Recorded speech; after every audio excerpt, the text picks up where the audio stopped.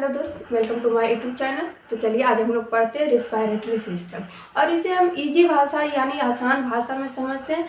Respiratory system क्या होता है, इसका प्रोसेस क्या है, इसका डायग्राम क्या है, सारा प्रोसेस को हम डिटेल से समझेंगे। और ये रिस्पायरेटरी सिस्टम का पार्ट 1 वीडियो है और ये शुरुआत है। तो सबसे पहले हम समझते हैं कि रिस्पायरेटरी सिस्टम क्या है। रिस्पायरेटरी सिस्टम एक ऐसा सिस्टम है जिसके बिना कि हम जीवित नहीं रह सकते। जैसे कि रिस्पायरेटरी सिस्टम क्या है, तो रिस्पायरेटरी सिस्टम ऐसा यंत्र है जिसमें कि हम ऑक्सीजन को अंदर लेते हैं और कार्बन डाइऑक्साइड को छोड़ते हैं। तो हमको एक्चुअली जीवित रहने के लिए क्या चाहिए, श्वसन चाहिए यानी कि ऑक्सीजन चाहिए। तो रिस्पायरेटरी सिस्टम यहीं से आप लोग समझ सकते हैं कि रिस्पायरेटरी सिस्टम बहुत इंपॉर्टेंट है। तो चलिए देखते हैं रिस्पायरेटरी सिस्टम क्या है और इसे हम आसान भाषा यानी कि इजी भाषा में समझते हैं। रिस्पायरेटरी सिस्टम देखिए क्या है। The respiratory system is a group of organs. Respiratory system क्या है, यह ऑर्गन का ग्रुप है यानी कि अंगों का ग्रुप है। और रिस्पायरेटरी सिस्टम बहुत ही इंपॉर्टेंट सिस्टम है, इसके बिना हम लोग जीवित नहीं रह सकते। यानी कि इसी से हम कार्बन डाइऑक्साइड को बाहर निकालते हैं और ऑक्सीजन को क्या करते हैं, अंदर लेते हैं। तो चलिए इसको हम डिफाइन कर देते हैं। रिस्पायरेटरी सिस्टम में group organ and a structure responsible for the exchange of gases. अभी हम बताए थे ना कि क्या करते हैं, ऑक्सीजन लेते हैं और कार्बन डाइऑक्साइड को छोड़ते हैं। इसी को बोलते हैं एक्सचेंज। मतलब कि हम एक्सचेंज मतलब क्या हो गया, ऑक्सीजन को अंदर लिए और कार्बन डाइऑक्साइड को क्या किए, बाहर छोड़े। तो कहता है and a structure responsible for exchange of gases mainly क्या करते हैं, ऑक्सीजन का रासायनिक सूत्र क्या होता है, O2 एंड कार्बन डाइऑक्साइड। इसका रासायनिक सूत्र क्या होता है यानी केमिकल फॉर्मूला, तो CO2 between the body and the external environmental. मतलब बाहर से हम क्या लेते हैं, ऑक्सीजन लेते हैं, पेड़ पौधा हम लोग को क्या देते हैं, ऑक्सीजन देते हैं। और कार्बन डाइऑक्साइड क्या करते हैं, कार्बन डाइऑक्साइड बाहर निकालते हैं यानी छोड़ते हैं। फिर कहता है in simple terms it help you breathe in oxygen which is essential for body cell and breathe out carbon dioxide a best product of metabolism. और यह क्या कहता है, हम इसेंशियल मतलब इन्वायरमेंटल से क्या लेते हैं, ऑक्सीजन लेते हैं और वेस्ट प्रोडक्ट यानी कि कार्बन डाइऑक्साइड को हम क्या करते हैं, बाहर छोड़ते हैं। मेटाबॉलिज्म के द्वारा बनता है और ये कार्बन डाइऑक्साइड हम लोग बाहर छोड़ते हैं। तो ये समझ गया। फिर कहता है part of organs of the respiratory system.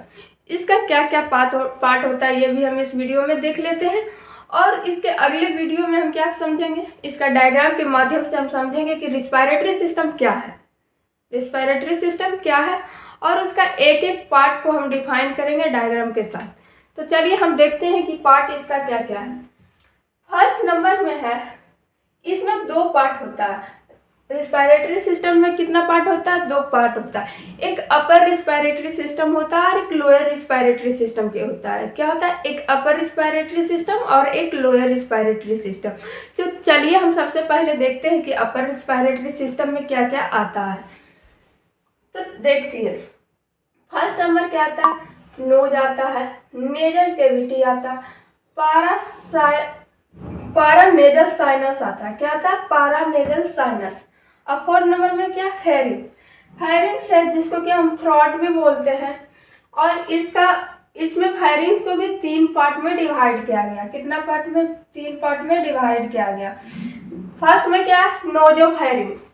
क्या है, नोजोफेरिंग्स। सेकेंड क्या है, ओरोफेरिंग्स। और थर्ड क्या है, लेरिंगोफेरिंग्स। इसमें हम अपर रिस्पायरेटरी सिस्टम में क्या पढ़े, आप लोग को याद है तो बताइए। क्या नेजल पढ़े, नेजल कैविटी पढ़े हैं, पारानेजल साइनस पढ़े हैं और क्या पढ़े हैं, फेरिंग्स। फेरिंग्स को भी 3 पार्ट में डिवाइड किया गया। कौन कौन सा पास, ओरोफेरिंग्स, नेजोफेरिंग्स और क्या है, लेरिंगोफेरिंग्स। ओरोफेरिंग्स, नेरोफेरिंग्स और क्या, ओरिंगोफेरिंग्स। तो चलिए हम अपर रिस्पायरेटरी सिस्टम को समझ चुके हैं।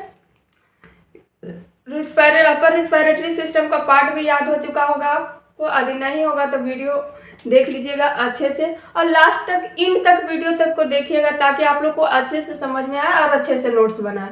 तो हम फिर देखते हैं कि इसका लोअर रिस्पायरेटरी सिस्टम में कौन कौन सा पार्ट है। तो लोअर रिस्पायरेटरी सिस्टम में कौन कौन सा पार्ट है? लैरिंग्स है, क्या है?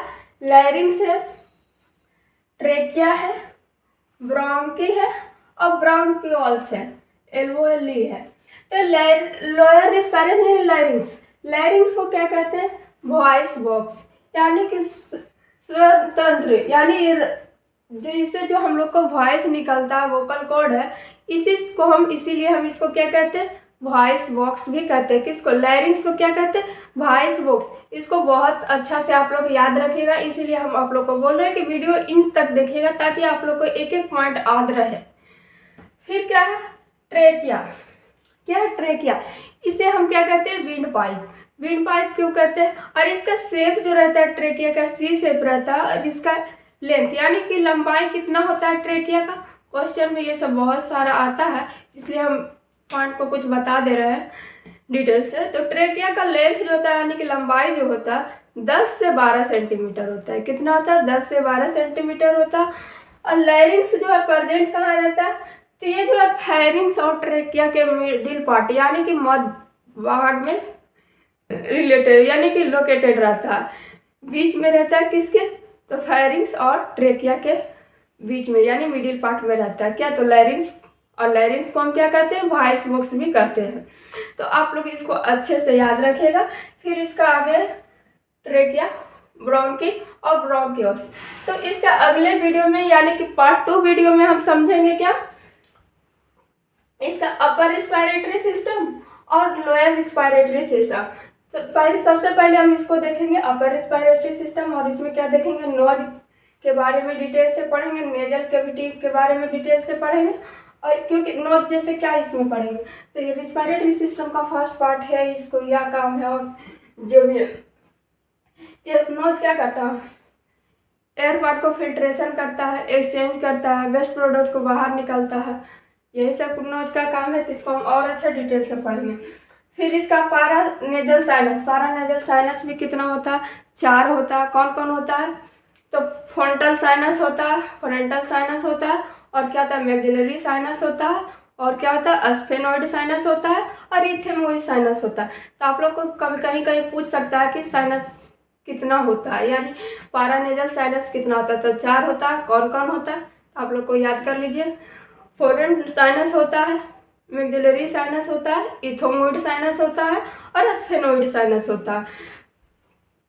फिर इसमें हम फेरिंग्स पढ़ेंगे। फेरिंग्स में क्या पढ़ेंगे? इस सब के बारे में, नोजोफेरिंग्स, ओरोफेरिंग्स, लेरिंगोफेरिंग्स को बहुत डिटेल से पढ़ेंगे।